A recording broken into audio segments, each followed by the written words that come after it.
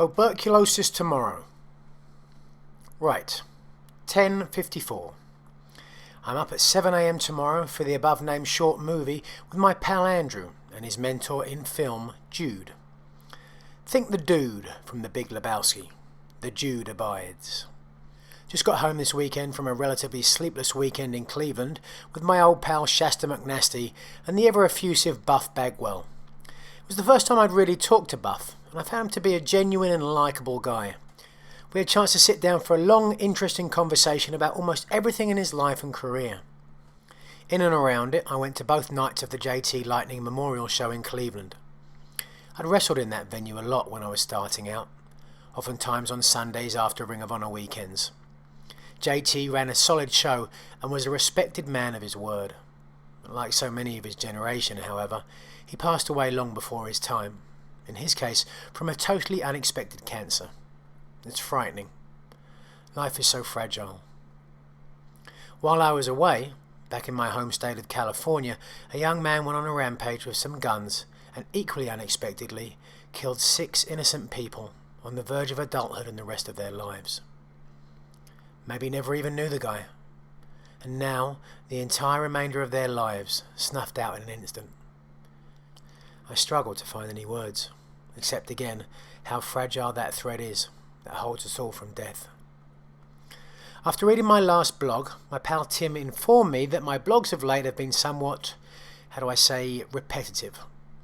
This is what I'm doing, I'm really happy for it, life is short, so appreciate it.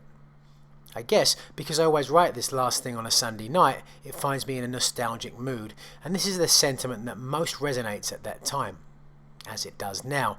But I'll try to be a little more varied and shoot for content, not context. This week has been a mess with social media. It's part of your job description if your business is yourself, Facebook, Twitter, and most recently Instagram. Engage your audience. What are you doing? What interests you? What are you selling? Jab, jab, right hook. I've been somewhat of an Instagram whore, posting pics regularly from wherever I am about whatever I'm doing. McGuinness Nigel. I understand how important it is. This blog, in fact, is part of that job, to express myself and create content. But I'm also aware of how divisive it can be. Divisive from the real world. I once heard a comedian do a bit about if Jesus came back today, no one would hear what he has to say, as they'd be too busy posting the pic of him preaching on their Facebook, or tweeting about the event. JC back in town, spitting lines like 33 AD, hashtag reborn, hashtag praise the Lord, hashtag what was he saying anyway? When I was 19, I travelled around the world. People didn't have cell phones then, so when people went travelling they took cameras to record all the things they saw in the places they visited. But I never did. I wanted to experience it fully, not taken out of the moment to record the moment. Perhaps an extrapolation of Heisenberg's uncertainty principle. The more you document an event, the less you can experience it. That's fucking precise. This desire to record every tiny minutiae of our lives is growing stronger with each passing month, and to share them with the world in ever more easily digestible pieces. Kevin Steen told me the other week how when he watches YouTube now and sees a video as much more than a minute, he doesn't watch anymore. Is that how short our attention spans have become? Or perhaps, is it a natural evolution, given the sheer amount of information and content that is so readily available and thrust upon us? Sometimes I feel as though we are much closer to the Orwellian 1984 than we ever thought.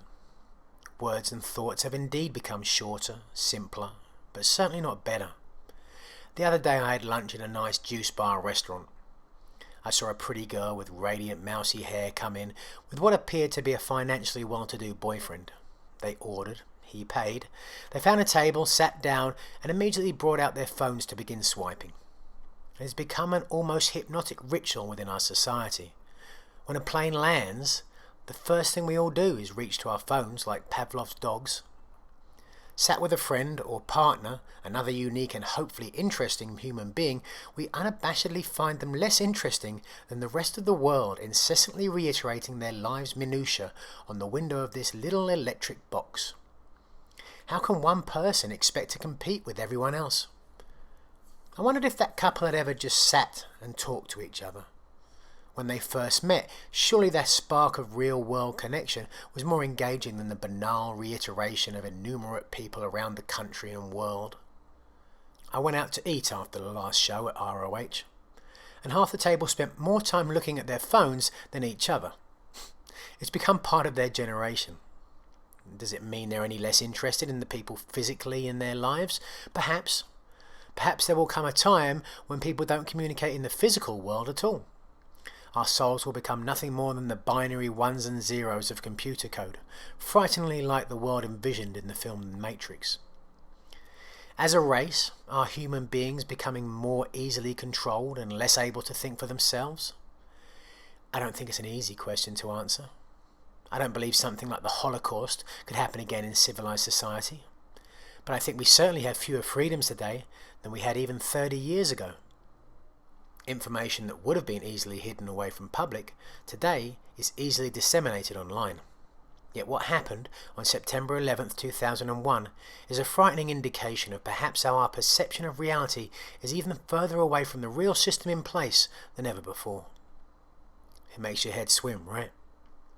God grant me the serenity to accept the things I cannot change, the courage to change the things I can, and the wisdom to know the difference. I'm not sure I do. But I know love, and I know laughter, and I know beauty.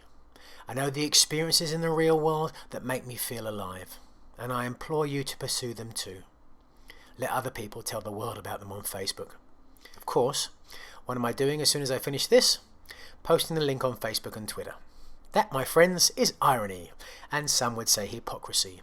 But like Einstein said, when his theory of relativity went against his quote that God doesn't play dice, a good joke should never be repeated. Be good to yourself and each other. I hope Tim likes this blog more.